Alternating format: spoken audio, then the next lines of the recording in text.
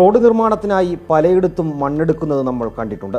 എന്നാൽ വലിയ കുന്നുകൾ അപ്പാടെ ഇടിച്ചു നിരപ്പാക്കിയുള്ള ദേശീയപാത നിർമ്മാണം കാസർഗോഡ് ചെങ്കള ബേവിഞ്ച സ്വദേശികളുടെ നെഞ്ചിടിപ്പ് കൂട്ടുകയാണ്.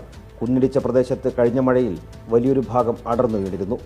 അപ്പോഴാണ് അശാസ്ത്രീയമായ മണ്ണെടുപ്പിനെക്കുറിച്ച് എല്ലാവരും ബോധവാന്മാരാകുന്നതും. ഇപ്പോഴും ഏതു നിമിഷവും ഇടിയാൻ പാകത്തിൽ മണ്ണ് ഇളകി നിൽക്കുന്നുണ്ട്. മണ്ണെടുപ്പ് തുടർന്നുകൊണ്ട് റോഡ് നിർമ്മാണം പുരോഗമിക്കുമ്പോൾ പ്രദേശത്തെ നിരവധി കുടുംബങ്ങളാണ് ആശങ്കയിലുള്ളത്.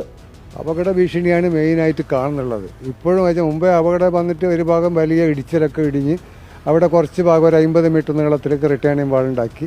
അതിൻ്റെ ബാക്കി ഭാഗം ഈ ഒരു സീസണായിട്ടും അവർ റിട്ടേണിംഗ് വാളോ കാര്യങ്ങളോ ഒന്നും എടുത്തതായിട്ട് അവിടെ കാണുന്നില്ല. അത് വീണ്ടും അങ്ങനെ തന്നെ അടുത്ത മഴക്ക് ഇടിയാൻ വേണ്ടി അവിടെ വെയിറ്റ് ചെയ്ത മാതിരിയാണ് കാണുന്നുള്ളത്. അത്രയും അപകടം പിടിച്ച് അതിൻ്റെ മേലെയുള്ള വീടുകളെല്ലാം ഏത് സമയത്തും ഇടിഞ്ഞു പോകുന്ന അവസ്ഥക്കാരാണ് അവിടെ സ്ഥലമുള്ളത്. ഒരു പ്രൊട്ടക്ഷൻ വാളോ കാര്യങ്ങളോ ഒന്നും ചെയ്തിട്ടില്ല. വളവുകളും കയറ്റിറക്കങ്ങളും കുറച്ച് ദേശീയപാത നിർമ്മിക്കുന്നതിന്റെ ഭാഗമായാണ് ഇങ്ങനെ കുന്നിടിച്ച് നിരപ്പാക്കുന്നതെന്നാണ് ന്യായവാദം.